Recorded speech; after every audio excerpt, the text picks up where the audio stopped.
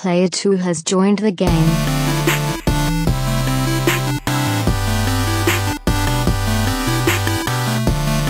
Hey, yo, what's up, everybody, and welcome to episode 117 of the Two Player Co-op Podcast. As always, I'm one of your hosts here, Kevin, along with my brother from my mother, Sean. How we doing? Pretty good.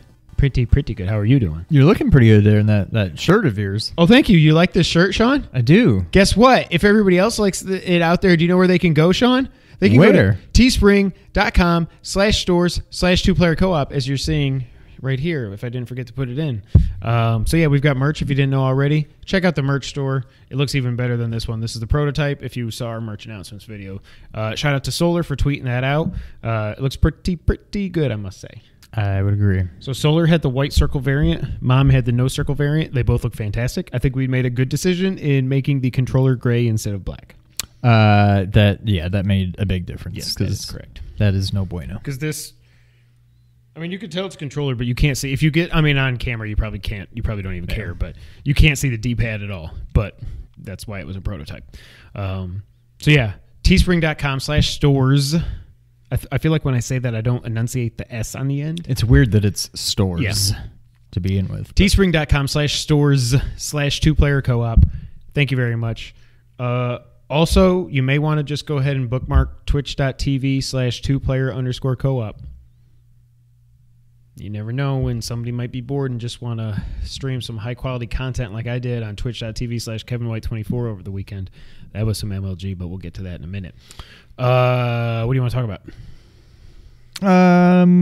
Whatever. You got the rundown. I want to talk about, my God. So I got in some heat when the Captain Marvel trailer came out because I just thought it was bleh. I know it's going to be a good movie. The trailer just didn't do anything for me. Neither did the first one. I know it's going to be good, but I also think they're in a weird spot where, like, this was 25 years ago or something like that. Everybody really, we just want to, we know she's in Infinity War, Endgame. We'll get to that here in a second. I just think they're in a weird spot, but the trailer was like blah. Not because I'm a Marvel hater. I just thought the trailer was blah. Want to talk about a trailer that's not blah? Oh my God. Like, so Avengers is now Avengers. That's Endgame. How you do a trailer. Oh my God. Don't do anything else. That's it. You don't need to do anything else. I do kind of feel like I got my fill with that. Yeah. And now I am tempted to just try to stay away. Now it's going to be impossible because whatever, but man, I really don't want to know anything. I want to do what you did for Last Jedi at this point because that was perfect. The only thing I didn't like, Captain America's beard. R.I.P. Yeah, I missed the beard. That sucks. Like, dude looked like he was Big Boss in Infinity War. Now he's still, he's Captain America. He's freaking awesome. Even when they showed Hawkeye, I was like, it's freaking Hawkeye. I don't care about Hawkeye, but it's just, oh God. Apparently he's Ronin now, which I don't know any of that. I just know that apparently at some point when things get bad, he turns into a ninja named Ronin, and he's got the sword, and he just kicks ass. Hell yeah, that's awesome. Yeah. That trailer, like I had to pull over on the way to work because Rasan texted me. He's like, it's out. I was like, oh, okay. Let me watch this. And I literally, from the second Iron Man turned on the recording, I was like, my whole body was literally goosebumps. Like it's not that I don't like Marvel. I'm just playing a character at this point, really. But it's like, I'm not even in this as much as some people are. And watching this, I was like, I need it right now. Like, I need this movie now. Obviously they're going to win, but people are going, this time I'm pretty sure people are going to die. I don't see how Cap doesn't die. I mean, I thought he was going to die in the first one, but he has to die, and that sucks. Like, he's my favorite. It has to happen, but like, oh, that's going to break me. Like, because Marvel has done it the right way. Yes, they have. If you did like the Batman and Batman died, I'd be like, oh, and then I'd move on. Like, I'm just not attached to him. When they killed Superman, spoiler alert, it was like, oh wow.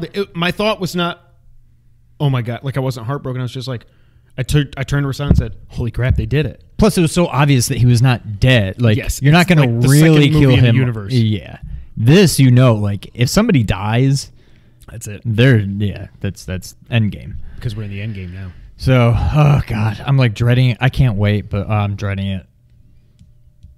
You know, Infinity War comes out on Netflix on Christmas Day. Really? Mm-hmm. Well, sweet. Yep. So I'll probably watch it then, and then I'll probably watch it again like the day before. I think I talked about this when I saw it, but I saw this in... Oh, and they moved it up a week, just like they did last year. Oh, really? It's April now, yeah. So I saw this in... I want to say... I don't know. Somewhere in Europe.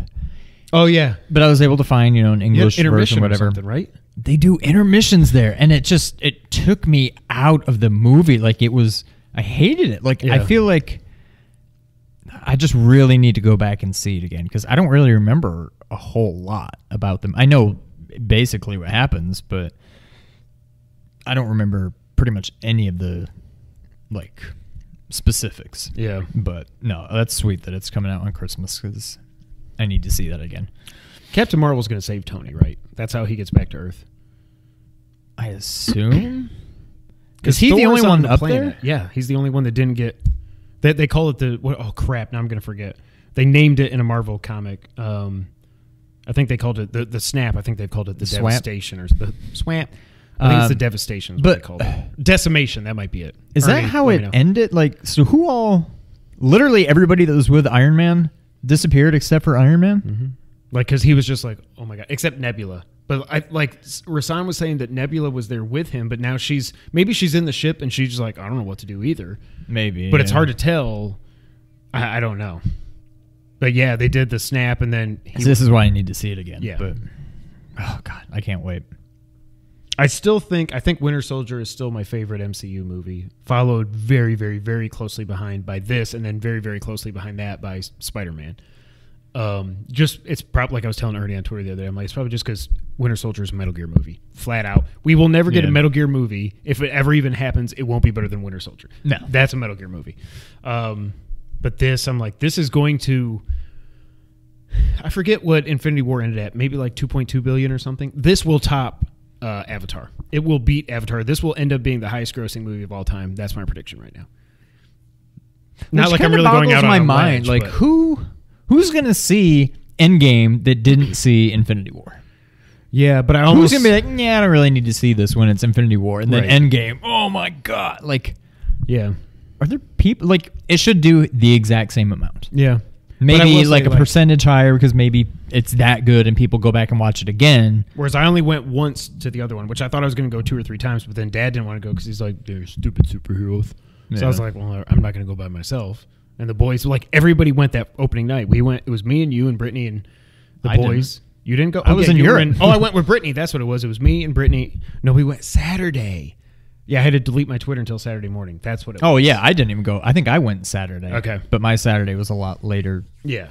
Oh, no, I went Sunday. The night I was going to see it, we were both just exhausted. Wiped. So we didn't end up going until the next day, I think. But so that was tough, avoiding spoilers. Oh, God. But it's going to be unbelievable. Yeah.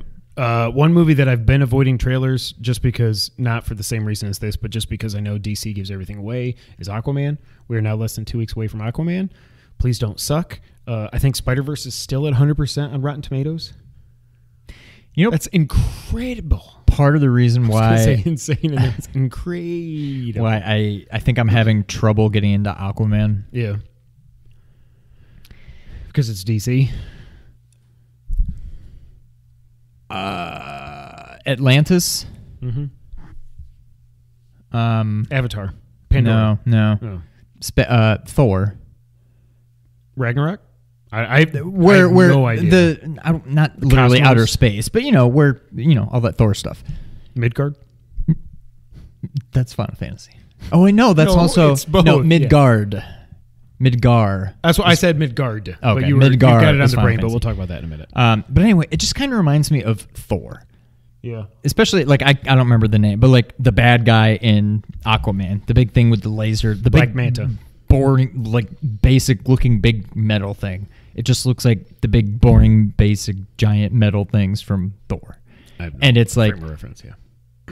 Big guy, muscular, long, flowing hair. Like, I just see so many comparisons between Aquaman and Thor. And Thor wasn't a bad movie. I just didn't care. And I kind of feel like that's how this is going to be. Like, I don't know that Aquaman can carry a movie. Now, Thor, I mean, I loved Ragnarok, but that was almost kind of an ensemble. I mean, it was mostly Thor, but... And you had the Goldblum. Did you ever see that? No. I want you to. would It's like on it. Netflix. Yeah. I do want to see that. It's good. But that's kind of where Aquaman kind of seems like the first Thor, which is way better than the second Thor. Oh, okay. But I mean, the first Thor is not bad. I just couldn't really. I just didn't really care. And I care about Thor now, but it doesn't make me. It's like it doesn't work retroactively or something. Yeah. Like I still don't care about that movie. And the second one was pretty bad. But I don't know. I'll go see it opening night, and I hope I really like it. I'm sure. I can't imagine it's going to be bad. No, all the early Worst case scenario, I'll walk out and be like, yeah, that was pretty good. If it's better than Man of Steel, then that they did a great job. I'm anticipating it being less than Man of Steel, better than Batman vs Superman. Is kind of where I'm at. Probably, Justice League is such a wild card because Justice League is really there's really is two different movies in there. The first half and the second half are like the second half is awesome. The first half is like, hey kids, this is my symbol. What? At the beginning, the opening shot when he's like, jeez, it's so depressing. Yeah, I'm still more excited for Shazam, and I never. When does that come out? Like spring or April. So between Captain Marvel and a couple weeks, I think, before Infinity War or Endgame. So they need to get all their box office money real quick because that thing is going to tank as soon as Endgame comes out. Now, I will say, Captain Marvel, like, I'm going to see it. I want to see it. I think I'm almost positive that it'll be good. I'm not being a sexist or anything. I just don't care about Captain Marvel. I don't know anything about her. Right. Had this not had the blatantly obvious connection to Endgame, I would care much less about it. Post credits. Oh, now this movie's coming out. Like if this was coming out after Endgame, nobody would care. And it was like the beginning of like Phase 4 or whatever. Yeah. No one. I'd be like, okay, I'll see it, but I just don't really care. Right. I care because I know that she's obviously going to play a big role in Endgame, and that's why I want to see it. Yeah. But if it weren't for that, I don't know. I just kind of. I have no. That's what I was saying to Adam and Ernie and stuff. I was like, I just have no connection with this character. I know nothing about her other than Shazam also used to be Captain Marvel, and that all just confused the hell out of me. But like, I have no connection to her at all. It will be good. There's never like other than like Hulk and Thor 2. Seems like every Marvel movie, I haven't seen them all, but it's been at least fine. Yeah. So it will be at least fine. I assume it will probably be good. I assume it will. I feel like it'll be good to great. Yes. Now, probably. Going into it, I just don't really care. But at the same time, I know I'll walk out of there being like, that was awesome. It's kind of like Guardians of the Galaxy, where Guardians going in, I'm just like, I don't know anything about this. Mind. Yeah. I like Chris Pratt. This looks like it'll be fun. If it's on the level of Guardians 1 or 2, then they did a great job. Well, yeah. Speaking of movies in DC, I watched Batman Ninja last night. Oh, yeah. And? Beautiful. Absolutely beautiful. I think the Metacritic or the Rotten Tomatoes or something, it's like over a 90 for this. What's the Batman Bruce Wayne where he looks very like almost it's like anime or so, he's like skinny and black and red and Batman Beyond? Maybe. That's Batman Beyond. That's kind of what I know nothing about Batman Ninja, but that's almost how I picture it being. Well, this pretty much is Batman anime. I think it was made in Japan with Japanese voice actors. But is it even Bruce Wayne? Yeah. Okay. So Bruce, but like alternate universe Bruce Wayne or something? No, it's Bruce. Still, He's Gorilla Grodd has taken over Arkham Asylum. I don't know how much of this you want me to spoiler. If you'll ever I'm not want to see it. Okay. So Gorilla Grodd takes. I mean, you may want to see it. So okay, spoiler alert. Gorilla Grodd. I'll tap my head when we're done. Gorilla Grodd takes over Arkham. He's got some time machine or something. Bruce is like, no, you can't do it, and then boom, and they all get sucked into feudal Japan. I don't know what year it is, but forever ago. But the funny thing is some people were transported 2 years before Bruce got there. So like Joker, Grodd, Two-Face, Deathstroke, who is in it for like a half a second, Penguin, and Poison Ivy all are trying to take over Japan. They've all taken up different areas of Japan. They've all built these castles that like move to try to take over Japan. Makes no sense that these castles move in whatever the hell the year was. And Joker is like the grand poobah. He's like the shogun or whatever over Japan. And Batman shows up, and it was good. It was fine. But like basically, it's like Batman shows up. luckily the Batmobile got sucked in too, so he's got that for a little bit. Then they dismantle that, and he's got nothing to fix it with because it's a million years ago, whatever time it was. Then he ejects in the Bat Pod, that gets messed up, can't fix that, and then the Batwing, same thing. So he's got no technology. However, stay for that. Beautifully animated. Roger Craig Smith does Batman. He did Batman in a bunch of things, most notably for me, Arkham Origins, the black sheep of the Arkham quadrilogy. I think it's vastly underrated, probably my second favorite story in all the Arkham games, which is what disappoints me the most about Arkham Knight, because Arkham Knight had the best story, and then it had the Bat Tank. But anyway, so story was cool. So basically, he shows up, and Gorilla Grodd says, I want to get back home too. I'll be friends with you. Shocking. Gorilla Grodd turns on him, goes with Joe. I can't remember. There's so many double crosses and stuff. But then we find out that there was like this prophecy that this clan was following about this Lord Bat Lord, something that was foretold that he would show up and he would rid them of the bad stuff in Japan or whatever. And it turns out so Batman shows up and they're like, oh, the prophecy was true. And he finally realizes, like, no, I can't rely on all my stuff. I have to rely on me and my ninjas and stuff. And there's all the four Robins are there. There's Robin, Red Robin. Yum. Thank you. Nightwing, and Darkwing Duck. Red Hood. They all got sucked in there too. Catwoman's there. She starts out good, and then she goes to Joker, and then she comes back. And also, just the way it's so funny that in 2018 they still are able to draw characters like this. Like her boobs are probably like double G's, or they're like out to here. I'm like, why are you drawing her like this? Whatever. And so Catwoman goes bad. Then she comes back to good at the end. All this stuff happens. Yes. I hated that song. Just like that song. I hated that song. But yeah, so it all culminates, and then there's Gorilla Grodd almost dies at the end. So then he goes good again. He's like, here's this flute that controls my monkeys. So they control, all of a sudden there's literally millions of chimpanzees run out of the forests, and they form this, they've all got armor on, and then they form this giant chimp, like literally like a giant chimp. You know why they had to do that, Sean? I'll tell you why. Because guess what? All these castles turns into a Power Rangers episode. It's so Japan, it's crazy. They literally combine all 5 castles into a Megazord, a Mega Joker Zord. Like, I'm like, what the heck? But Batman can't fix his Batmobile because there's no technology. How are they building these freaking Metal Gear like castle things? What is happening? Not only that, then all the bats come out and they form a giant Batman.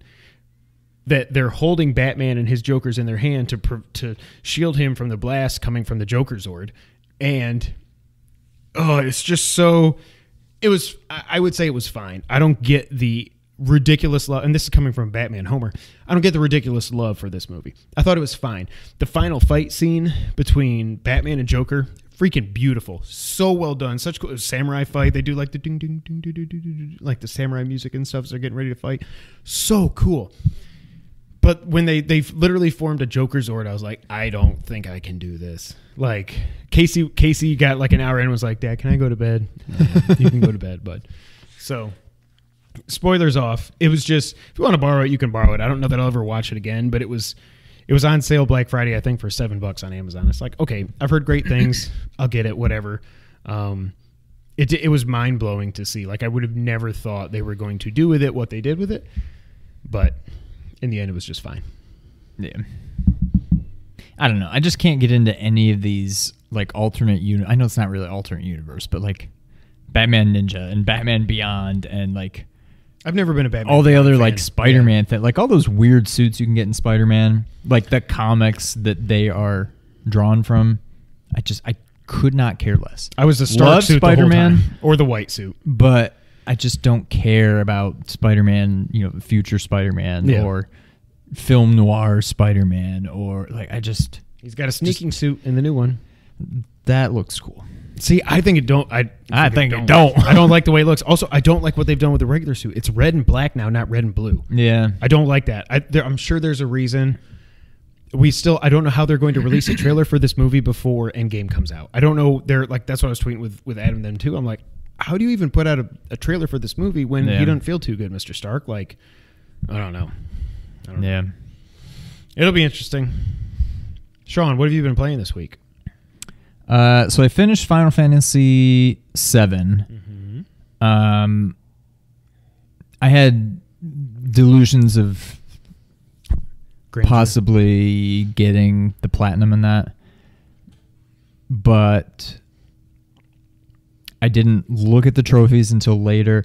So one of the things you can do in this game, there's like these points going on behind the scenes that, depending on how you interact with characters, different things happen. And you get to this one scene at the Golden Saucer. The cross-dressing thing? No, it's there's that too. Okay. There's a trophy related to that. Right. But there's this part where, depending on if it's Eris or Tifa, whoever you have the better relationship with, they show up in the middle of the night and you go on a date and whatever. There's a way that if you interact with everybody in just the right way, that Barrett comes and you go on like a date with him. And that's one of the trophies, is to make that happen.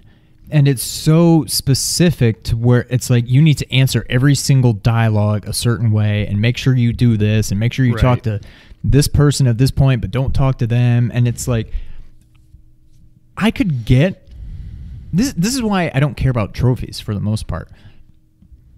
I could get that platinum.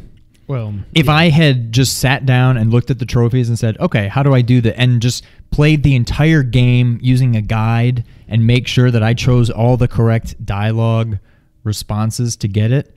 It's not that hard to get. There's a lot of grinding. Like one of the things, you need to get to 99,999,999 gil. So you can fight Turtle. You need to beat Emerald and Ruby Weapon. There's all these things I could do if I just sat and just looked it up online and just followed a guide step by step. But you just wanted to play. What's the point? Yeah. So I didn't do any of that. I mean, I leveled up pretty far. I was just, whatever, and I beat the game pretty easily. So did you play? Because it's been a while, like 2 or 3 weeks since we talked about it. Did you do the whole like speed up stuff and everything?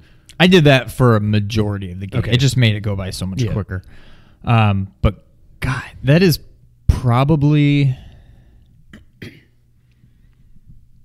the best. I'm taking my time because I want to make sure that I'm correct in saying this.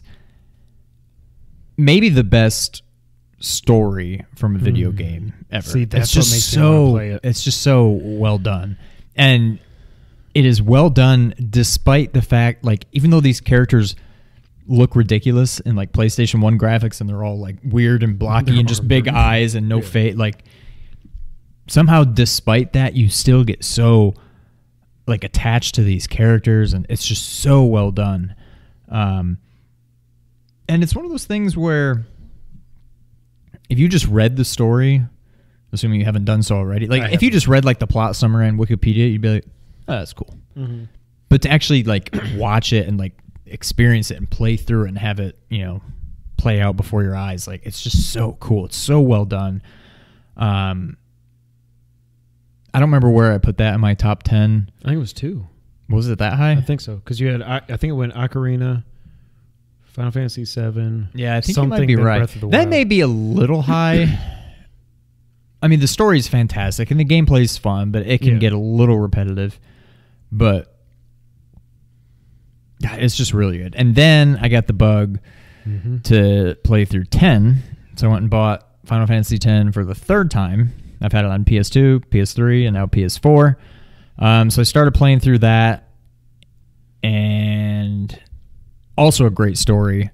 But man, I don't know if it's the game itself or just because I went through Final Fantasy VII at 3 times speed. But holy crap. I forgot. It takes a while for this game to get going. Yeah. Like, I feel like I'm still not quite there, but it's just so many like cutscenes because they're building the story. Yeah. And eventually you get to where you stop going into battles and they're like, oh, well, this guy's flying, so let me take care of him. And oh, this one's strong against physical attacks, so bring in Lulu and have her use her magic here. Like, I'm just like, yeah, I know how to play. Like, I wish you could just skip that. Be like advanced mode. I've played this before. Just stop interrupting me. But I'll get there. But this is another one that I've never 100%ed, and it's probably almost as impossible as Final Fantasy VII to do. So again, I have these delusions that I might actually do it, and I probably won't, but it's a really good game. And I don't think the story's quite as good as 7, but those 2 are the best stories by far in the Final Fantasy game. I mean, Final Fantasy 12 is great from a gameplay perspective. The story is more... It's somewhat more... not like realistic, but it's like political stuff. And these two big warring kingdoms and this little kingdom caught in the middle between them. And it's like this whole political storyline versus like the more supernatural kind of thing between 7 and 10. But I don't know. So in the last like 2 or 3 years, I've beaten 15. I've beaten 7. I'm going to beat 10 again. I beat 12. I'm tempted. If they re-release 13 on PS4, I'd be tempted to get it just to try it again. Some people really like it. Okay. I couldn't really get into it. I couldn't even tell you any of the characters from it besides Lightning. Yeah. I don't remember anybody else. The gameplay, the battle is just weird. I don't know. Like when I play through 7 and 10, it's like I know these are kind of outdated and we've moved beyond this just menu-driven battle system. 10 was PS2, right? It was the first one on PS2? Yeah. But God, I long for the days of just classic Final Fantasy games. 15 was fun. And that's why if the 7 remake ever happens, I know I'm going to buy it and I know I'm going to love it. But it's not going to play the same way. It's just going to be more of like an action game where you can improve your stats and stuff. But God, they're so good. I miss when Final Fantasy games were just that good. But whatever. And I don't think we'll ever get back there. I think we're just in this new path, and who knows what 16 will be or when it's even going to come out. But I don't know. I long for the days of the classic Final Fantasies. But I think that's pretty much it. I finished 7. Now I'm starting 10. I think that's all I've really been playing. Yeah. We're definitely in a lull right now, which is good in a way because I don't think it was Black Friday weekend or whatever, but the Return to Arkham collection was on sale for $5, and I finally said, okay, I'm downloading that. I wanted it physical, but it seems like that's impossible to get physical now. And it's $5 for 2 of my probably top 25 games of all time, somewhere in there, top 30 maybe, something like that. So I bought it. I was like, I'll just stash them away for later.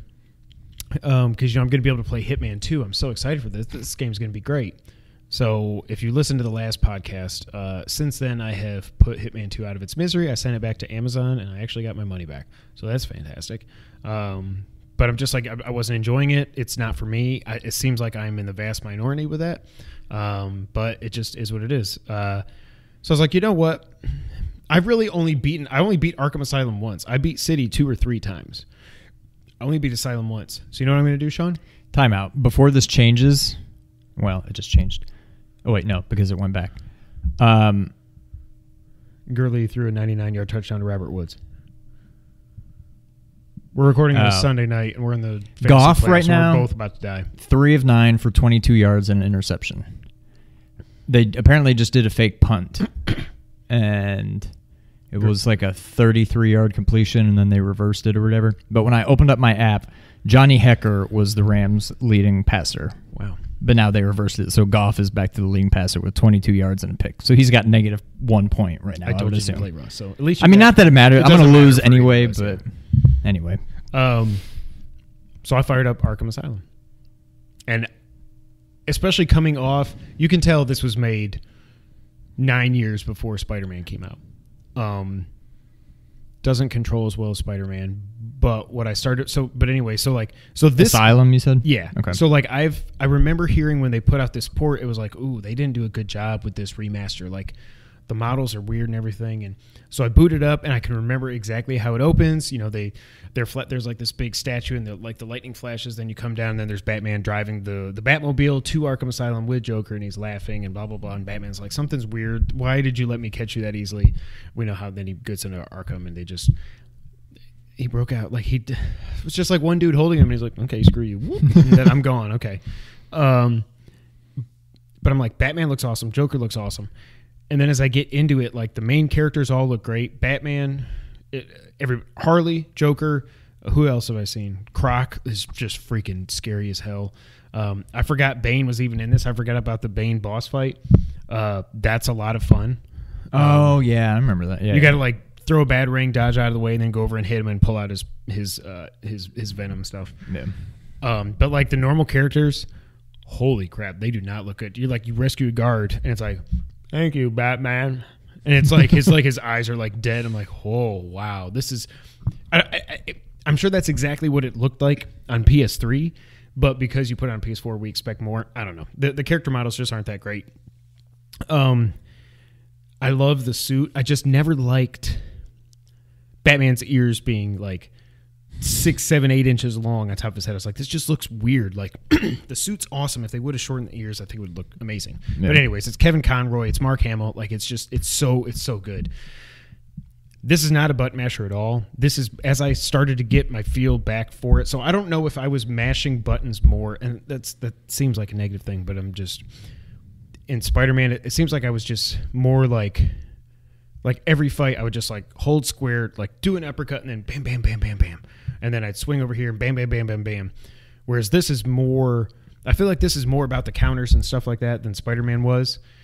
But once I got the flow back into it, like it's so fun to just like you go square, square, square, triangle, and then you go as you build up your combo. Then you go over here and square and here and square. It's like whoa, bam, bam. Again, makes no sense for Batman to be doing like a jumping mule kick across the room.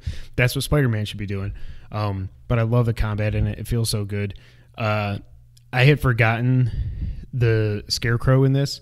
Like I knew it was there, but oh man, I forgot how cool it was. And you remember what he does with you when you get in the morgue? The first time, before you go into his thing for the first time, you walk in, like you can tell something's, all of a sudden the screen starts to shift like this, and you think Gordon's dead.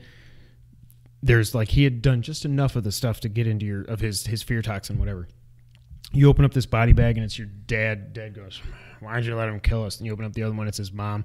Then you open up the one, Scarecrow comes out, and then that's when you go into his world, and it's just so cool. It's so much fun.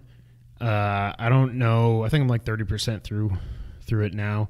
My next mission is I have to go down in a Croc's lair. So I remember that. It's so good. And I remember the first time I played that part, I was like, my heart was like beating out of my chest because I was like, I gotta just barely tiptoe. And then when I don't remember exactly if the camera swings to show him kind of pop out of the water, or if he even pops out of the water, or if he's just running at you and all the planks start doing this or something. I think it's. Oh, I can't wait for that. So that's what I've got next in that, and I love it. For $5, it's such a steal. And then eventually I'll play City whenever I get to it. But it's been so much fun. Yeah. I also downloaded Hotline Miami 1 and 2 were on sale together for $5. This is a game I've heard a lot about for a while now. And you got a couple platinums? No. These are real difficult. So these are top down, like pixel art style shooters, super violent and everything. I thought you played as a cop. You don't. You play as some horrible drug dealer, like murdering psychopath. I probably haven't played much since then because I'm like, I don't feel easy with this. But there are these top down levels where it's like, the phone rings, it's like 1989, like, okay, I need you to go pick up this stash, whatever. So you get in a car, you go to this top-down view of this level, and you see these rooms and stuff, and there's enemies patrolling, and it's one-hit kill, and if you die, you start back over at the start of the stage. And basically your goal on every stage is to kill all the enemies without getting killed. Like the first couple, it's like 2 enemies, you work up to 6, 7, and what I did, I only played it for like a half hour. But like you can open a door to knock a guy down, then you can go over there and you can bash him in the head to kill him. You don't want to fire shots because that'll alert the other guys. They'll come running at you. And then if you got like 2 or 3 people looking at you, you have no chance. You're just dead. Yeah. And it was $5 for both. I'm like, it's fine. I'd always heard that Hotline Miami 1 was way better than 2. 1 isn't really doing it for me, but I'm like, well, now I can say I tried. It was $5. I've got them on my Vita. I'll probably chip away at them as time goes on. Yeah. But no, I will not be getting the platinum trophy in these. No? No. It's very difficult. Another game I will not be getting the platinum trophy in, PUBG. Finally on PlayStation, I pre-ordered it. I streamed it for Sean the other day because he's like, all right, let me just see what this is all about. It was a lot of me hiding. I felt like Jim Halpert jumping in the corner. That game, it's fun. I did get a kill. I made it to top 4. I didn't get any kills that time. But I did get a kill, and then after I got the kill, I was so happy. I jumped in the dune buggy and drove away. Jumped out of the dune buggy before I stopped and hit the side of a wall and killed myself. So I made top 8 or 9 or whatever that time. It was 9, yeah. It's fun. I do like it more than Fortnite already because I don't have to build. Fortnite is a much better made game, though. I will say that. This game's still like a year later after, or I don't even remember when 1.0 when that finally came out. Like if this is the full release, I don't know how this game ever got as big as it did because this is just jank personified. Like it is, like you saw, like it looks like nothing is actually touching the ground. Like even when you see a barrel standing over there, like it's like barrel, space, shadow. Like that's not how physics work. That's not how that should be. Lots of pop in. I mean, it's an online only game, so sometimes you're dealing with lag and stuff like that. But all that being said, I do really like it. Like, I don't like multiplayer games, but I like this so far. The one thing that was annoying, I was telling Sean this, that I pre-ordered it digital. I checked Friday morning to make sure it had downloaded before I went to work. I'm like, what the hell? There's 2 PUBGs on here. And it's like, you don't have enough space to install the day one update. I'm like, what the hell's going on? Why are there 2? So there's a playtest server, and then there's PUBG, PTS, and there's PUBG. I was like, I don't care about test servers. I'm not like that into this game where I'm like, I'm going to see the new map and whatever and test this. No, get this off my hard drive. Give me back my 38 gigs, you know? Yeah. So I don't know. It's very fun. It's not me at all. Like I was tweeting, I was like, I have no idea what I'm doing. I really had no idea what I'm doing. What did you think watching me? Like, I know you were saying there's times where I was like, I feel like I hear somebody. And you're like, there was a person right there. I don't know. It's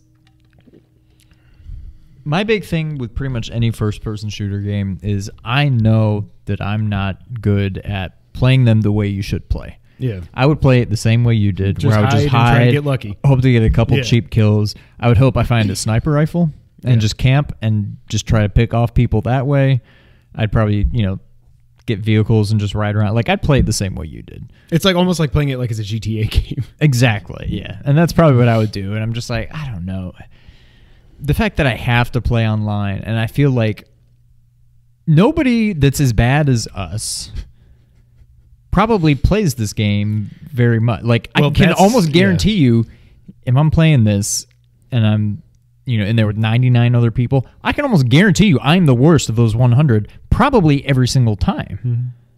And so I'm like, this doesn't sound fun to me. Fun. Well, that's why I was hoping, like, maybe if I play night 1 before other people. And that's the other thing. Everybody is dressed as Nathan Drake, which is hilarious because everybody's just starting out for the first time. If you pre-ordered it, you get a Nathan Drake outfit. So it's like Nathan Drake with gray hair or brown hair or yellow hair.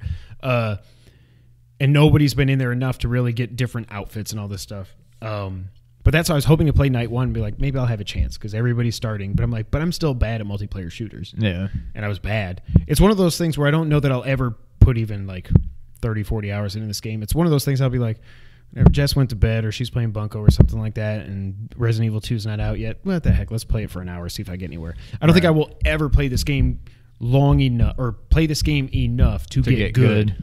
Exactly. And therefore, it's like, I'm just going to go out there. I'm going to try to get to the middle of the circle to begin with, find a place to hide. Nope. Did you hear something? Why'd you say nope? Oh, I didn't know if you were trying to like set something up. No.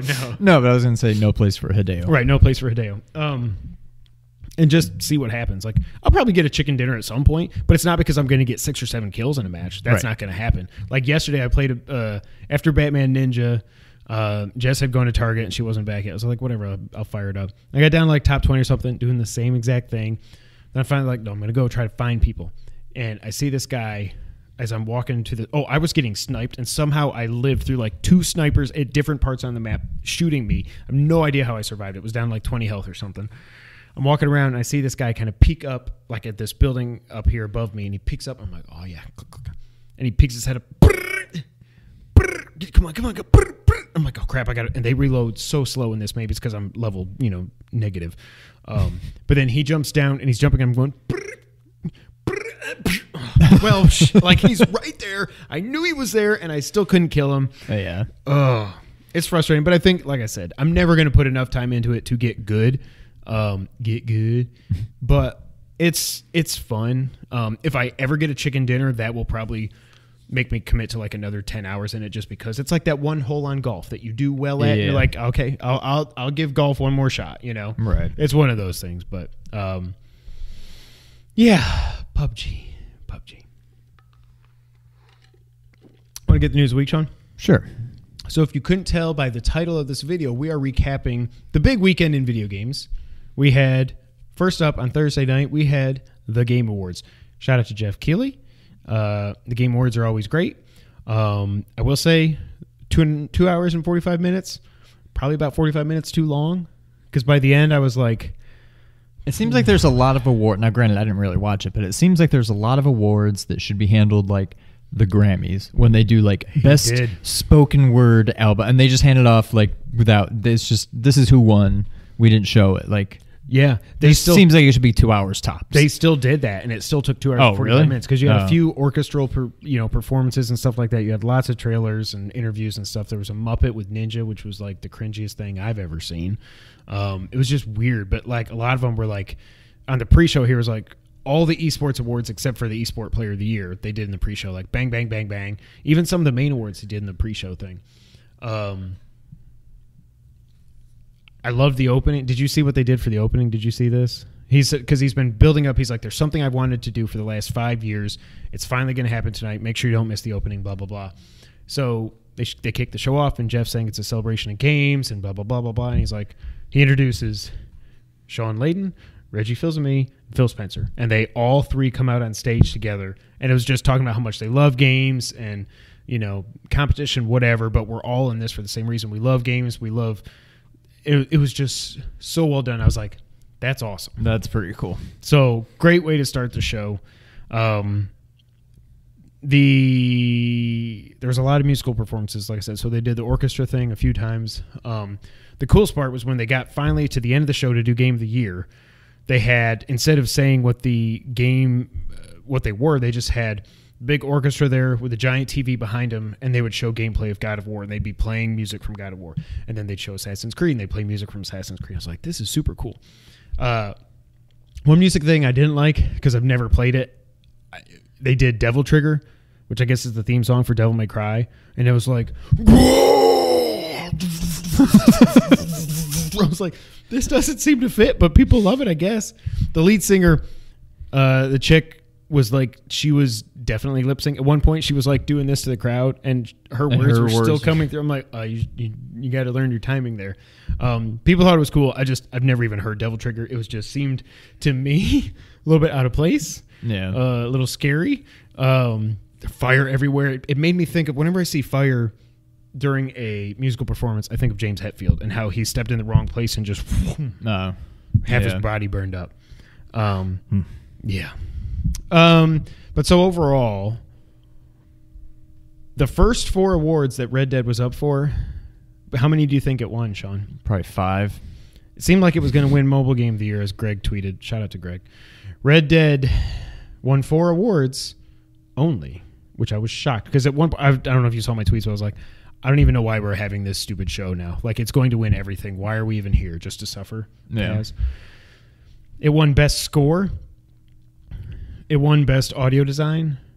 Best Narrative. I can't speak to that at all, because I don't know the story. I looked at it, but again, like you said, reading the story of Final Fantasy VII is not like playing it. So yeah. I can't comment on the story at all. I haven't played it. And the one that bugged me was when this happened, I was like, best performance for the guy that played Arthur Morgan. I'm like, I voted for Yuri. I thought it should have been Yuri, but I thought it should have been Yuri or Christopher Judge for Kratos, because of everything Christopher Judge did with the character of Kratos. I just don't know how Arthur Morgan won it. And when this happened, I was just like, why are we even here? Like, seriously, what is the point? It's going to win everything. And I feel like I said, like, Yuri deserved it. Yuri became Spider-Man. Mm-hmm. Like, whatever. So then, I'm like, God of War is going to get Horizoned, because Nick and I were tweeting back and forth. He's like, clearly Spider-Man's going to get Horizoned. I'm like, I thought God of War was going to get Horizoned also. But then up comes the award for Best Direction. and God of War wins. And they announce as Cory Barlog's walking up, oh, they also won Action Adventure Game of the Year. And I'm like, well, this is interesting, because what Sean and I said was like, Red Dead should win probably all the technical things, like art direction, which it didn't win art direction. I was shocked. I thought it was going to win that too. The Return of the Obra Dinn thing won, which is actually is a really cool looking indie game when I finally looked at it. But I was like, okay, but now we're talking about the actual, like, the game itself, like how it's directed, how it plays. Best action adventure game, because I started thinking, wait a minute, if it is the best action adventure game, again, I know I said when we were doing our predictions, like I thought Assassin's Creed Odyssey would win because it won't win anything else. But if you're going to say God of War is the best action adventure game, I'm like, okay. And if it beats out Spider-Man or Red Dead, but then one of those turns around and wins Game of the Year, like this whole thing's a sham. The reason that so when I go back and I think about my predictions, I'm like, what I said doesn't make sense. I shouldn't have been thinking of it that way. Like, no, if Assassin's Creed is the best action adventure game, and those games are also action adventure games, then how can those games be Game of the Year if they don't win the action adventure? But yeah, I was like, I'm so tired. It's like 10:45 at night, and they're like, and the winner is. I'm like, okay, just announce it so I can go to bed. He pops it over and said, God of War. And I stood up out of my chair and was like, like I didn't scream or anything, but I just like was like, I was so emotional. I was so happy. And you could tell Corey was so happy, and the whole team came up there. Also Christopher Judge and the boy who plays Atreus presented an award for something. I don't remember what it was. And they did like the nominees, and Christopher Judge is sitting there, and the kid sitting there. He's like, boy. He said, okay, fine. Read it, boy. And the whole crowd just went nuts. I was like, yes, awesome. But like I had like tears welling up, because like God of War, this game has just like, I've said it a million times on here of how much I love God of War, the whole series. I love Kratos as a character, and I love what this game did with it, especially with the whole father-son dynamic and everything. And I just really think it is the best game this year, and I don't think it's really close. But then when Red Dead is just, Red Dead's everywhere, and it's just, and especially since God of War came out 8 months ago almost, by the time it was April 20th. Yeah, it was 4/20. So it's been almost 8 months. So out of sight, out of mind. Holy I'm like, crap. And Red Dead just came out, and it's winning all these. It's going to win. I was so happy for Corey and everybody. So Red Dead did win more awards. They won 4. God of War won 3, but they won the big one. Right. Good. I was so happy. Celeste won 2 awards. They won Best Indie Game and Game for Impact. I think we got both those right. Best Debut Indie Title, The Messenger. I was so happy when they announced that. And again, the winner for Best Score in a Game wasn't even nominated. It was The Messenger. Like the soundtrack for that game is the best soundtrack, I think, in any game since Shovel Knight. And Shovel Knight is freaking Shovel Knight's awesome. Perfect, yeah. But yeah, Spider-Man and Assassin's Creed Odyssey got shut out. So do you know how we did in our picks? No, I started because I know it doesn't sound like I did very well. Well, when Red Dead started winning everything, Solar tweeted me. He's like, "How are your picks going?" I'm like, "I think I'm 0 for a million, and Red Dead's winning everything, and I just hate life right now." Yeah. And Jared, I tweeted Jared because he was like, "Arthur approves." And it was like the same GIF of Arthur Morgan every time it won an award, and I said, "Please stop." Like, I'm not trying to be a D, but I'm like, just okay. I'll stop when it stops winning. Oh, well, you just jinxed yourself, didn't you? But because Jared's a good guy, when God of War won direction and action adventure game of the year, I said Kratos approves, and I did a picture of a GIF of Kratos going boom and grabbing the axe, and I tagged him in it, and he liked it. I said, I know, we're just messing around. Yeah, so there were also, of course, it's the Game Awards. There were a lot of announcements, a lot of trailers and everything. We're not going to talk about literally everything we'll when it gets kind of funny, we're not going to talk about everything either. But there were some big announcements. Sean, did you ever play Marvel Ultimate Alliance? No. Marvel Ultimate Alliance 3, The Black Order, is a Switch exclusive coming out in 2019. So it's basically, from what I understand, action RPG, literally every Marvel character. This is not limited to the MCU like Marvel Capcom Infinity was. Because Wolverine's in there, all the X-Men, everybody's in there. There's some new enemy that kind of looks like he's Ultron or something like that. Looks like he's the big bad. I guess he's... But the Black Order was that's Thanos' dudes, isn't it? In Infinity War? Again, I'm the DC guy, so I have no idea. But Maybe? I don't know. It sounded familiar when they said that. Yeah. Hit the comment section. Yeah. Correct me. It's fine. Looks cool. It's like an action RPG where you can be all the different characters and you level them up. And it's been 10 years since Ultimate Alliance 2 came out. So people were very hyped for this. Yeah. Wow. It was PS3 game, but like mid PS3. The announcement that I think was probably the coolest, and I know Nick agrees with me, Mortal Kombat 11 announced. Everybody thought it was going to be announced at E3. It wasn't. Ed Boon came out to present an award, and he's like, and the nominees are, and the screen goes black, and he's like, oh, that's weird. What's that? And then they just pan out to the big screen, and there's like blue lightning, and it forms the dragon logo. I'm like, awesome. But, oh, man. I am an old fogey at this point. Like, oh, my God. Just, oh. And it wasn't even showing the X-ray moves, but it was showing like, it was Scorpion and Raiden fighting. Raiden. Oh, sorry. I got Metal Gear. But Raiden is like Red Lightning Raiden, so I think maybe he's the bad guy in this now.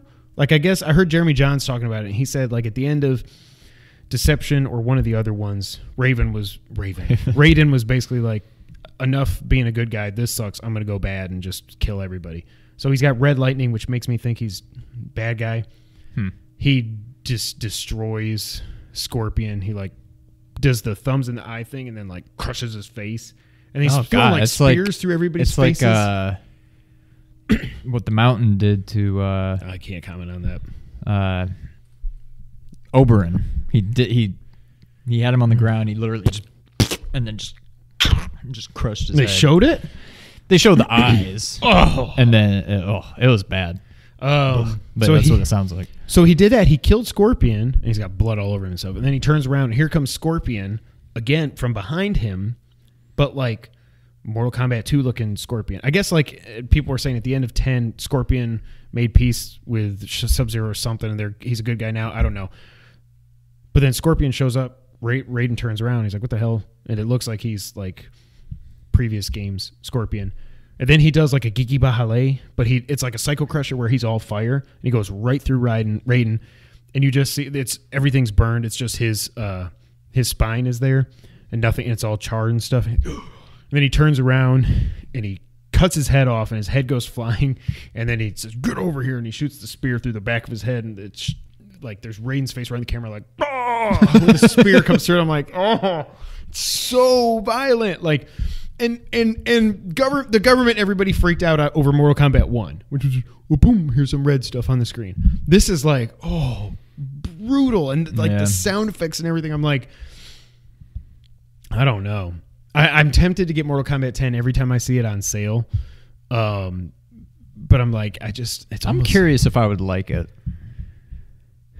I'm sure I would like it, but I don't know that I don't know. I just don't know how much it's changed. NetherRealm has, from everything I've read and listening to Nick and everything, not just about Mortal Kombat, but about Injustice also, they've made it into a real fighting game where it's not just the violence is the gimmick and all that stuff. Like, it's a real full fighting game. Yeah. I don't know, but I don't know. I'm hyped for it. I don't know if I'll ever play the game. When does it come out? April 23rd. Man, April's a big month. Why? Avenger. I mean, not just games, that's right. Avengers and that's Shazam the day Avengers comes out. Oh, is it? April 23rd. I think that is. I think that's a Friday release. Wow. I think that's what they moved up to. Either that or it's April 26th. It's one of those. Yeah. I was like, wait, your baby's in February, not April. I was like, wait, is my time all messed up?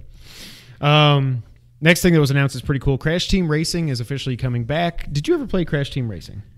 No. Everybody's hype. I just never cared about the Bandicoot. I just haven't. Like, it looks beautiful, but I'm like, I've got Mario Kart 8 Deluxe. But is it like they did with Crash? I mean, is it a remaster or it's a new game? It seems like it's a remaster of that game, but they've added stuff to it as well. Okay. It's like, I think the official title is like Crash Team Racing Nitro Refueled or something stupid. But like, I see all these characters going across the screen. I'm like, I don't know who any of these people are. I know Crash. Yeah, I know Crash. That's it. I couldn't even tell you who the bad guy in Crash Bandicoot is. I have no idea. No idea. It doesn't seem like a game with the cast of characters to make right this. I don't know. I mean, it is what it is, but So it's coming out June 21st. Again, I've got Mario Kart 8 Deluxe. I don't want to play this. I'm happy that people are happy it's back. I think at E3 next year, I guess on Microsoft stage or maybe Nintendo in the Direct or something, they announce a brand new full Crash game. Because it would be right as this is coming out. The what was it called? Insane Trilogy obviously sold well. Or if it didn't, they wouldn't be doing this. So I think we get Crash 4 or some brand new Crash game. Maybe they'll just call it The Bandicoot. And I won't play it because I just don't. Unless they do a total redesign, those games just don't speak to me. But so that's out June 21st. I think it's right after. I think somebody says. I think it's the week after E3 2019. Far Cry New Dawn leaked before the Game Awards, but it was made official. It's out February 15th. Apparently, they just gave away the ending to Far Cry 5, because apparently at the end of Far Cry 5, do you care? No. Nukes go off. And they just, like, this is now I know why everybody said the ending's stupid, because they just, and nuclear bombs go off.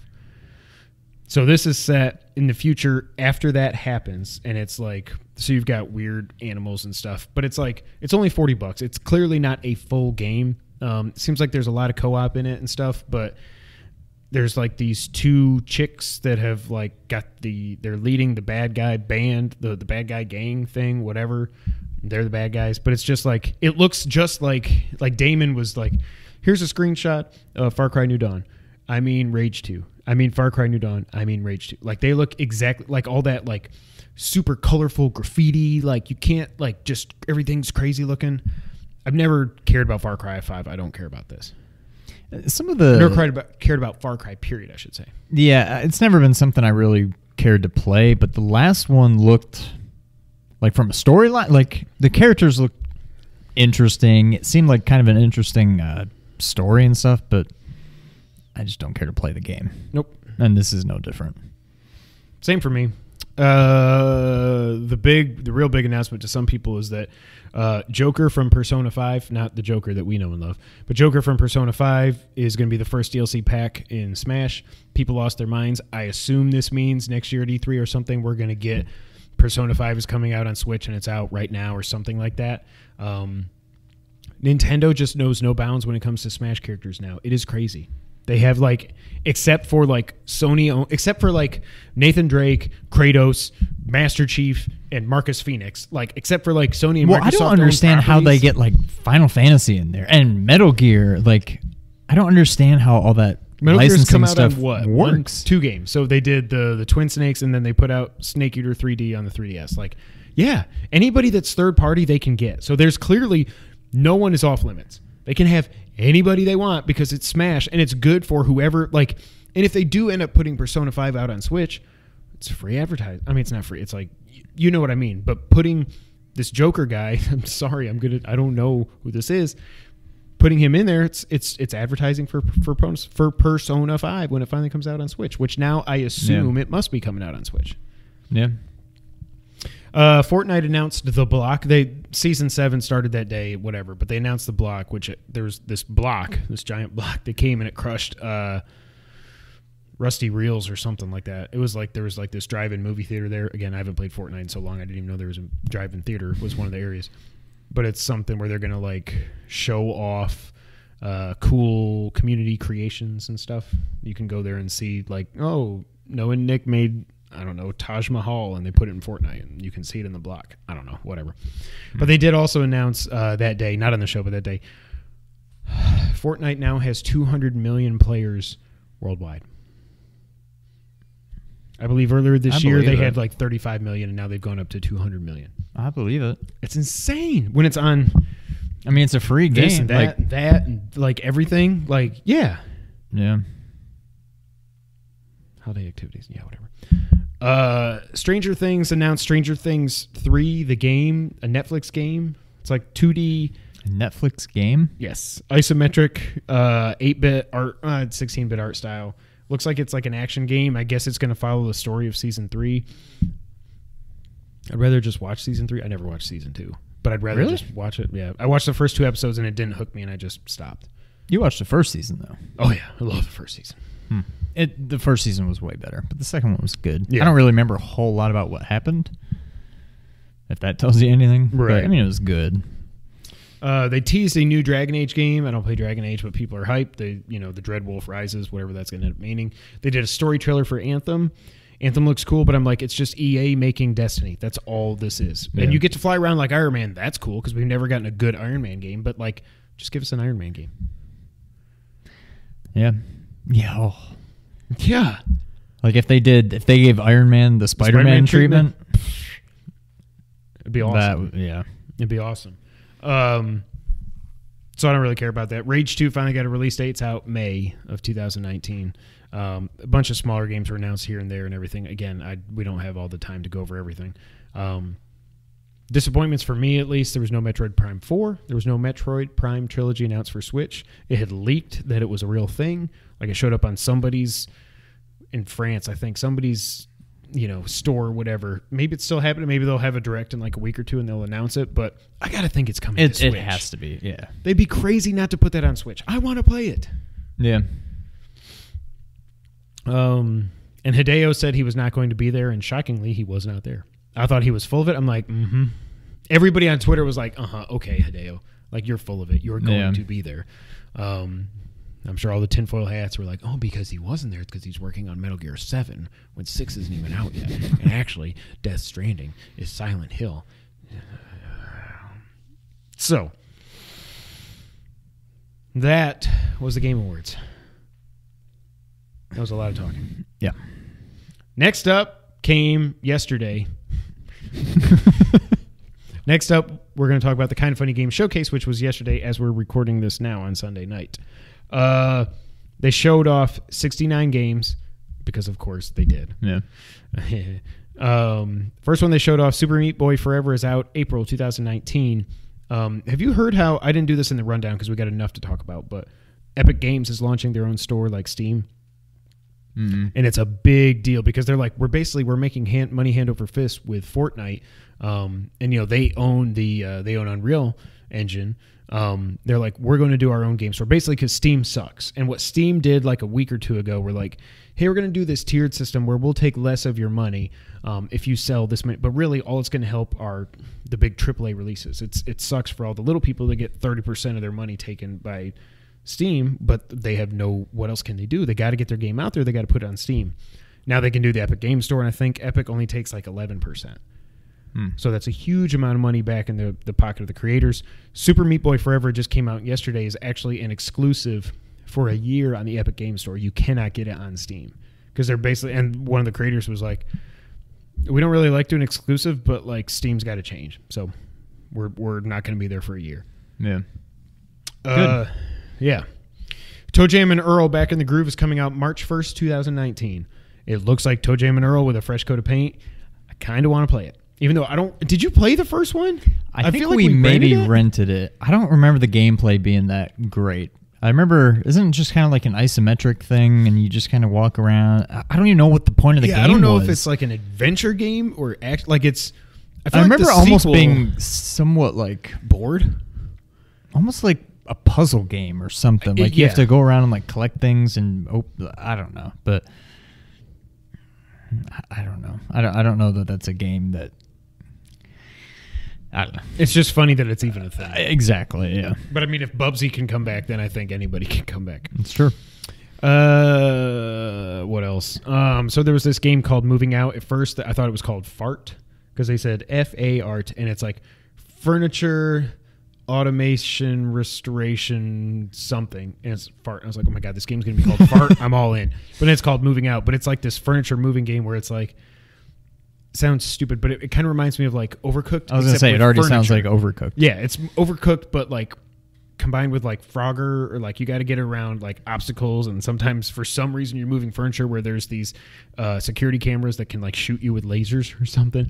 It kind of looks fun, but like most of these games, that's like I was so happy they did this showcase just for Kind of Funny. It's a big deal for them. But I mean, they're almost 99% of them were indie games, and probably 90% of them are games I'll never even think to play. But I'm happy for the creators that they got to have the spotlight and everything. And they had, at one point, I think they got over like 25,000 viewers concurrent on Twitch when I was watching it. I'm like, man, that's awesome. Golf Blitz, they didn't show the game at all. I just want to talk about this because it's weird. They didn't show anything from the game. They just showed a live action people at mini golf place with like explosions happening and like hitting each other with putters and stuff. I'm like, this is a weird way. Like, what is the game? I have no idea what the game is. Motorball is Micro Machines meets Rocket League. It looks like a Micro Machines game, but it's Rocket League. Top down. Like, okay, I would sue the hell out of you, honestly. Yeah, really. Conan Unconquered was announced. I don't care about Conan games. Danganronpa Trilogy is coming to PS4 in 2019. That's a big deal to a lot of people. The Messenger, this is the biggest thing by far to me in this. The Messenger is getting free DLC called Pacific Panic out sometime in 2019. 3 new levels. I think they said 3 new bosses as well. Completely free. You'll be able to go 8-bit and 16-bit. It's going to feed into the story. The purple guy that you beat, that's really just like, spoiler alert, just like a skeleton with a big cloak or whatever, that one boss. Oh, yeah. He's up on the mountaintop or whatever. He's your buddy in this. You're both surfing at some point. I'm like, this is so cool. It's just amazing. So I cannot wait to play that. So I'm so happy about that. Shirtless Arachnid Man and Portillo were announced as playable characters in Guacamelee 2. You can play them now. Hilarious. Shirtless Spider-Man is everywhere. And so is Portillo. What? It's just stupid. It's so stupid. Then they announced this game, Rival Megagun. This looks like it's right up our alley. It is a vertical scrolling shooter, but it looks like you are rivals on the screen, that you're both doing it at the same. You're both on the screen at the same time, but you're not helping each other. It's like, I don't know if it's competitive to see just who can stay alive the longest or the highest score or what, but you're both doing vertical scrolling shooters at the same time. It just looks crazy, and it's like a bullet hell. There's just everything everywhere. Looks fun. Celeste and Windjammers are both getting physical releases in 2019 on PS4 and Switch, so that's cool. Not My Car is coming out, which is Battle Royale with cars. So we have completely jumped the Battle Royale shark. It's Rocket League Battle Royale, basically, without the soccer ball. Okay. Now, this is my second most happy thing from this. Dawnthorn. Have you heard of Hazelnut Bastille? Yeah, the Zelda game. You have? Okay, good. Oh, yeah. Have I sent you that in the past, or did you just know about it? I think you're the one that pointed it out to me. I was very close to I'm this close backing to it, but it's like... It's not supposed to come out until October 2020. I think. No, and it's like if they reach a certain thing, it comes out on Switch. They've hit the Switch milestone. They're about to hit the PS4 milestone, yeah. Oh, well then, yeah. And then it's probably time to back it. But if you back it at $5 or more, you will get, when it comes out, you get access to Dawnthorn, which is an 8-bit prequel to Hazelnut Bastille. It's 8-bit Zelda. I'm like, my God, I can get 2 Zeldas for the price of 1. Okay. So now I'm like, I think at $15 is what I was thinking about doing. $15 gets you a digital copy of the game, less than what you would pay when it comes out. So I'm guessing it's going to be a $20 game. But the fact that you also get Dawnthorn for free, the only thing I wasn't sure, and maybe they'll update it as they get further away from the showcase, is it looked like Dornthine. It looked like Dawnthorn. Horrible name. Looked like Dawnthorn was only Mac, PC, and Linux. I'm like, that's weird. But I thought somewhere else there it looked like it said it was on Switch. So I don't know. Before I do all that, I got to figure that out. But yeah, I'm so excited. It looks. Oh, I can't wait for that game. But October 2020 is a long time away. That's the only thing that sucks. Geez. But that means Dawnthorn. It'll be like we played. What the hell is it called? Yeah. Devil Engine, which was announced, which is a side-scrolling like Gradius kind of shooter. Again, just it looks fun, but it's one of those like. Would I pay money for it? Probably not, but like I would love to play that game. Like it'd be a lot of fun. Yeah. Thunder Rally, I wrote down, it's a top-down micro machine looking thing where you knock people out of their cars and then you run them over to kill them. So that looks fun. Okay. Then they went into these montages, so I just wrote back. I wrote down so many montages, went way too fast. There's this game called Hardcore, which was originally designed for the Sega Genesis. And it's now going to be coming out on the PS4 and Vita. It looks like, I think it was Alien Soldier. Was that side-scrolling shooting game where the stuff's at your life and everything's at the bottom? Well, there's Alien Storm. And Alien Syndrome or something. We've talked about this on the podcast before. And there were 2 games that were very similar. There's definitely a game called Alien Storm. I don't know. I don't remember what's what. Yeah. So, yeah, it looks cool. It's just cool that it was originally going to be a Genesis game, and now it's finally coming out 30 years later, whatever it is. Yeah. Stormdiver. So remember how Housemarque said, we're not doing arcade shooters anymore. They're done. It's over. So, of course, Housemarque is making a Battle Royale game with jetpacks. Project Judge was officially announced as Judgment. This is the game from the makers of Yakuza. It's another Yakuza-style game. So that's cool. And then they did do the One More Thing, which I figured they were going to do a One More Thing. I was hoping it was going to be Metroid Prime just because of Tim. I was like, yeah, Nintendo would be like, okay, fine, here's Metroid Prime Trilogy. We'll throw you a bone, but they didn't. So they did a trailer for The Walking Dead final season. And Skybound has gotten, I think, 40 people from Telltale Games to come in and finish the game, or finish. They said episodes 3 and 4.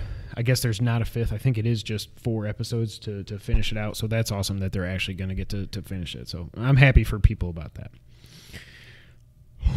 Sean, any thoughts on the Kind of Funny Game Showcase or the Game Awards? Just in general, and I know we talk about this on here a lot, but it's not it's a good problem to have, but there's just too many games. It's like overwhelming. Now, granted, I probably want to play maybe 10% of those games, and I probably want to play 5% enough that I would actually pay for them. But even those 5% of those games, I don't have time to play. Like, I will never be able to play every game that I want. If I wanted to see every movie that I wanted to see, I could do it. 2.5 hours at a time, you're done. It's easy. But games, it's like... Oh, yeah, they said that Dawnthorn game is 12 to 15 hours. The prequel to Hazelnut Bastion. Yeah. I'm like, wow. I don't know. Like I said, it's not a bad problem to have, but... And it sounds like for the most part, they're mostly like... I mean, I know they're indie games, but it seems like they're somewhat high quality. Like, they're not just garbage games that are just thrown out there to make money. Like, they seem like they're legit games, but there's just not enough time in the day. Yeah, Greg said something about how he didn't want people to... Like, they did have a certain kind of quality. They didn't just want to put crap on this thing, basically. Yeah. And it had to be something new. So even like The Messenger, it's new because it's DLC and all that. But, yeah. The one I'm definitely... There's the two things I'm most excited for. The Messenger DLC, but we don't know when that's coming out. And then seeing Hazelnut Bastille and the prequel for that, I'm like... The names of both are just horrible. They're horrible. Dornthon. Dong. I don't know how to say it, but yeah. Two other quick news items here. There could be a Batman Court of Owls game coming from WB Games Montreal, the makers of Arkham Origins. Again, who get a bad rap for that game because I thought it was a fantastic game. This comes from IGN. A new Batman game featuring the villainous Court of Owls may just have been teased. Warner Brothers Montreal assistant producer Valerie Vazina has tweeted a picture of a t-shirt featuring a logo that's extremely similar to that of the Court of Owls and pointedly redacted the name of the game she's working on. Hopefully you're seeing it here. If not, I forgot. It's led some to believe that a Batman game centered around the shadowy group is on the way. The Court of Owls is a group of Gotham's most powerful citizens which manipulates events in the city to serve their own interests. Naturally, Batman enjoys intervening. They sound like... this is one thing I'm not that up on the Court of Owls. I'm more just... I'm just not. But it's like they're the Patriots. Right, yeah. The idea of a Batman game coming out of WB Montreal is lent credibility by the fact that we know the studio has been working on 2 games set in the DC universe. It wouldn't be new ground for WB Montreal, which previously made Batman Arkham Origins between City and Night. Just don't expect to hear any more about the game at the Game Awards. Obviously, this came out last week. Creative director Patrick Redding has said the WB Montreal team won't be at the show, but will be showing off its work to Warner Brothers partners. He said in a tweet, "If I wanted to be shameless and misleading, I'd casually drop that a few of us from Team Redacted will be in LA this week at the same time as the Game Awards. But truthfully, we're not doing the glamorous part of the job yet. We're headed down to meet with our WB partners and showcase the team's hard work and share our excitement. I know how anxious the fans are to hear something. Please be patient." I'm stoked. What do you think? I mean, coming off of Spider-Man, you never played Origins, which if we ever do those, you think you can dance challenge, that's probably what I'm going to... Either that or Hitman Blood Money I want you to play. Origins wasn't perfect. It did have some technical issues and stuff, but they patched a lot of that out. And again, the story They sold it as just, Black Mask is hiring all these assassins to kill Batman on Christmas Eve. $10 million bounty on his head if somebody can kill him. That is the story, but there's a lot more to it. And it's not just an origin story for Batman, it's an origin story for someone else. And it is so well done. I know I know the Court of Owls, but I've never really looked into it that much or learned that much about them. But hell yeah, I want another Batman game. That's why we're like Rocksteady. Are you making Superman? Well, we're not going to be there. We're not making Superman. Sorry, guys. What are y'all doing? Yeah. I don't know. I mean, any superhero game, especially Batman, I'm going to be intrigued. That's not, like a fighting game or whatever. I mean, even a fighting game if it's done right. But right. I don't know. I know nothing about Court of Owls either. I've never even heard of them, honestly, but I'm sure it'll be fun. I'm excited. Hope it seems like it's a real thing. The other thing people were saying though is, well, actually, that logo could kind of be Harry Potter because there's owls in Harry Potter or something. I don't know.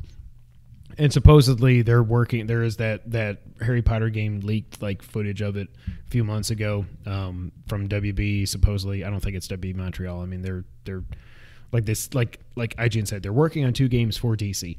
There's no way they're working on 3 games. Right. Yeah. So I'm sure the Harry Potter thing is real, but I do this seems like it's probably legit. And one more quick thing. Sadly, Sean, I got some bad news. What's that? Nintendo has canceled the creators program. Darn.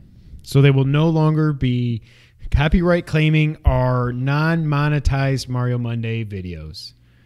Why were you why? So Colin celebrated by doing a half-hour Let's Play of Mario 3, and it's hilarious because it's just him talking and playing it, and he's like, oh my god, this is just embarrassing, and he's cussing throughout the whole thing. He's like, this is probably not the type of Let's Play they have in mind when they canceled the creators program, since I've cussed about 500 times in this video so far. But yeah, that's good. So now people like Angry Joe and those guys can Angry Joe used to, when he uploaded his Breath of the Wild video, he had to flip everything. Yeah, I remember so that he wouldn't get claimed. I'm like, come on. It's 2018, guys. But that's good news. So maybe we'll do more Nintendo Let's Plays. I don't know. We'll see. I mean, it hasn't stopped us in the past. So no, we're not monetized anyways. We need to get to 1,000 subs before we can make money anyways. So, but I think it's good for everybody in the YouTube community. There's a lot of talking, Sean. But we have some... Well, yes. Gurley has 5 carries for 11 yards. Championship? I'm glad it's over with. Jared Goff has -1 points. Okay, good. So it's over. Congrats, Terry. My season might be over when it comes to fantasy football, but the podcast isn't over, Sean. Do you know why? Why is that? It's because it's that time of the week where we play the... It's the Back of the Box Challenge. If you didn't know, the Back of the Box Challenge is how we end the podcast here every week that we decide to podcast on the Two Player Co-op podcast. You should know what the game is. We read the back of the box aloud to the other player and bleep out any pertinent information so that the other player can try to guess what the game is. And that's what you know what it is. I don't even know why I do this anymore. I've talked a lot. You can read first. I need more water. All right. Freaking 11 yards. Oh, God. Meet the world's newest blank superhero. Introducing Blank, an average guy that gets caught up in a crazy stunt-filled action movie world. A crazy stunt-filled action movie world in order to rescue his girl, Sylvia, from the clutches of evil. The clutches of evil. Blessed with blank moves, Blank must use his newly acquired superpowers to clobber an army of enemies. I'll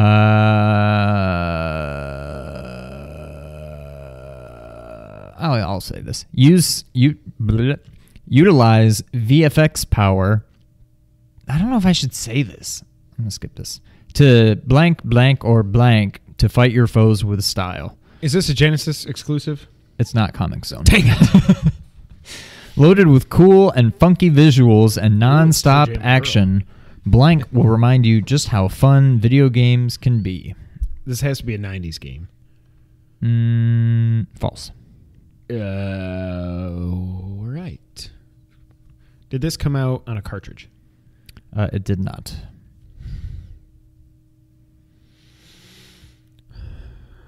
Is this part of a series? Doesn't seem like it would be. There may have been a sequel. Let me look into that. Thank you guys so much for being here on the Two Player Co-op Podcast. We do appreciate you watching. Thank you. So this seems like a very weird game. There was a sequel. There was a sequel. Okay. Is this a licensed property? No. Okay. Not Scott Pilgrim or something like that. Okay. Is it a console exclusive? Or was it when it was first released? Yes. Nintendo? Yes. GameCube? Yes. Is it made by Capcom? Yes. Are you a little red guy with cool goggles and stuff? Are you Beautiful? Is it Beautiful Joe? Beautiful Joe. Holy crap. That was a freaking wow. I wasn't sure. You've never played it, probably. No, it looks so cool. A buddy of mine in college had it, and I don't remember much about it, but I know I played it. I watched him play it a lot, and I played it a little bit, and it's what Comic Zone, not should have been. I mean, it was unbelievable what they did with a Genesis game, but it's what it could have been. That's awesome. Yeah. I wasn't sure if you would know that game. But yeah, you can. What I skipped was like you can utilize VFX power to zoom in, slow down, or activate Mach speed to fight your foes with style. But yeah, Beautiful Joe. You got that one way easier than I thought you would. Now, there's not a lot to this one, but I saved it and I want to do it. This is a game. At some point, I want to go back and play. That's all I'll say. Ready. What? I was just reading this email. There's a ugly sweater competition tomorrow. Okay. As a blank operative, you'll obey no laws, no borders, no... Yep. Okay.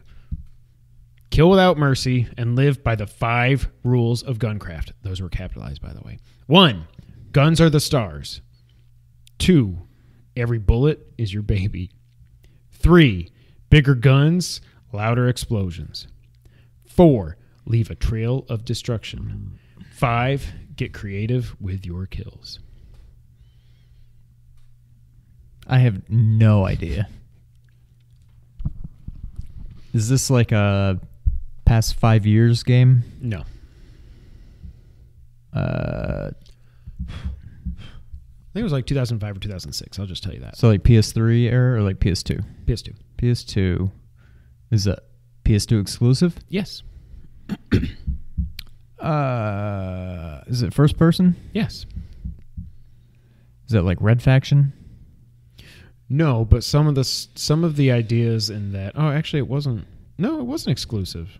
Well, that's weird. I could have sworn it was. So it was Xbox also? Yeah. I could have sworn this was a... That's so weird. Okay. Part of a series? No. I'm surprised it's not. Because this was a big deal when it came out. It's a first-person shooter, you said? Yep. I don't know if I said it, but yes, it is. Gosh. Is it a big name, like developer? Or not really? I wouldn't say a big name developer. Big name publisher, yes. The developer, you would know if you heard it. Okay. Ooh, it has progressive scan. That's Beautiful Joe said Really? that too. It said progressive scan capable at the top or compatible. Oh, that's hilarious. Wow, what a world. Gosh, 2006. 2006. Is it a licensed? No. I don't even know where to go. So what do you know so far? It's a first-person shooter with lots of guns and exactly not part of the series. So you said Red Faction, right? Yeah.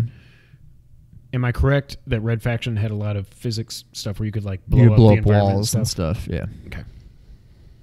I mean, yeah, but when I think of that, I think of Red Faction. I can't think of another game. I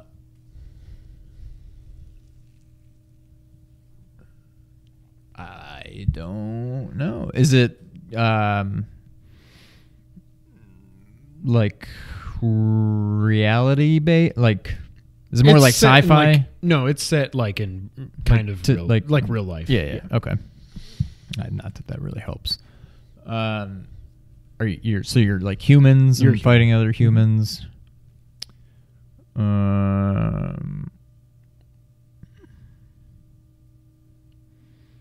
I have no idea. I'm going to show you a little bit of the front of the box and see if this helps. It's the front of the box.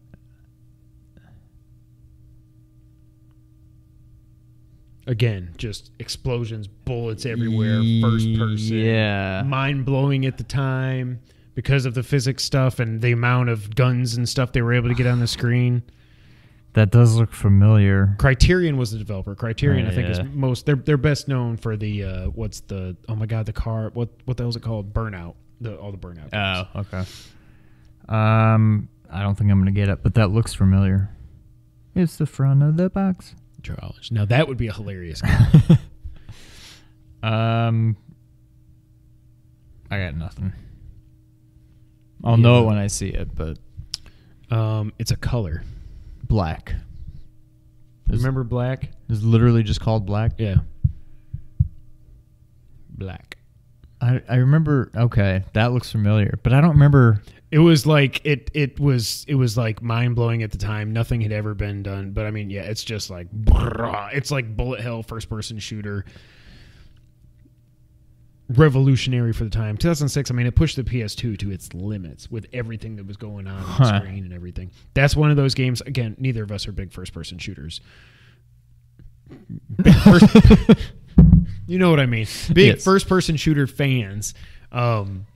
So it's one of those games I never played, but that's the one. I think I would have thought Black was like an early, almost like release title for PS3. I think that is PS3, but maybe I'm thinking of Resistance. Yeah, I don't think I ever played that. I didn't either, but it's one I would like to get my hands on and just give it a whirl because it's supposed to just be insanity. Red Faction was pretty cool. Red Faction 2 was awesome. Really? And I don't even that was back when, I mean, it was mostly, I'm sure there was a multiplayer, but I mean, that was basically single player kind of game. But I actually had a lot of fun with that. But I don't think I ever played Black. And I don't even, until you just mentioned it, I think I had probably forgotten that it existed. I don't know what, this was at that time where I was like, I'm gonna line up like 5 or 6 games for the back of the box just for the future. And that was one of the tabs. I was like, I didn't remember the back of the box was that short, but what the hell? Yeah. Just give it a try. Now I want to play Beautiful Joe. It's a lot of fun. And there was 2 of them? There was the second one. The second one, it looked identical to the first one. I never played it, but I'm sure it was pretty much the same game. Thank you guys so much for being here for episode 117 of the Two Player Co-op podcast. We really do appreciate it. As we said at the beginning, or actually we didn't say this, but make sure if you like what you see, hit the like button, hit the subscribe button, because the Mackie Lackey showed up again and I'll just dislike bombed our videos because they have no lives, and that's fine because they have no lives. So like the video, share it with your friends and family, hit the subscribe button if you can. We do appreciate that. Go to Nerd 901 for all things nerdy in Memphis and around the globe. Check out youtube.com/blurred without fear. Ernie did hit 15,000 subs. Yep. He's onward and upward. He's doing great. We're not helping him out at all, but I'm going to pimp it no matter what. Ernie's awesome. He's doing great work over there.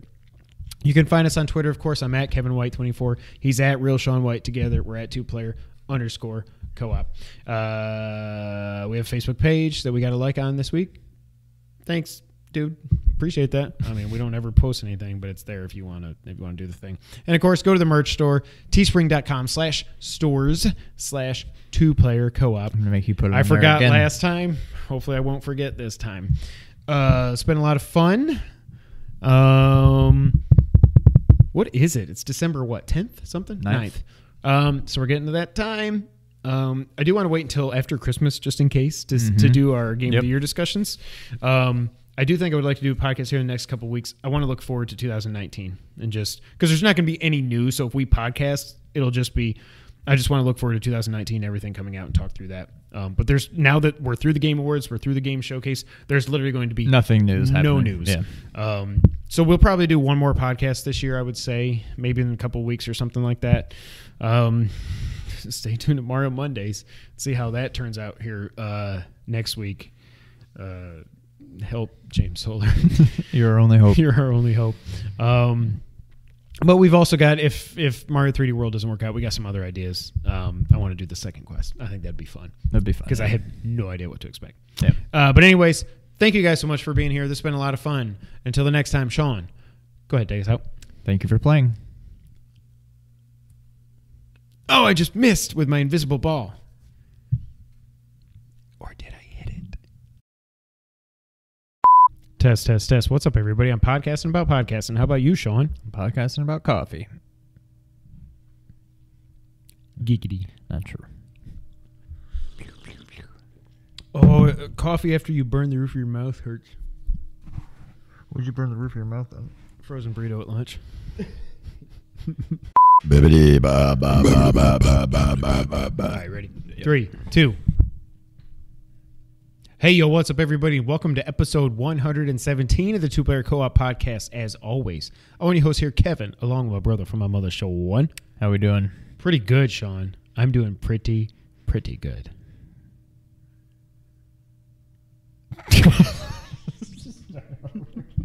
You're supposed to ask me about my shirt. I realized that, but then I didn't realize it until after a few seconds. And I'm like, well, now it's just weird to... I was like, all right, we'll just start over.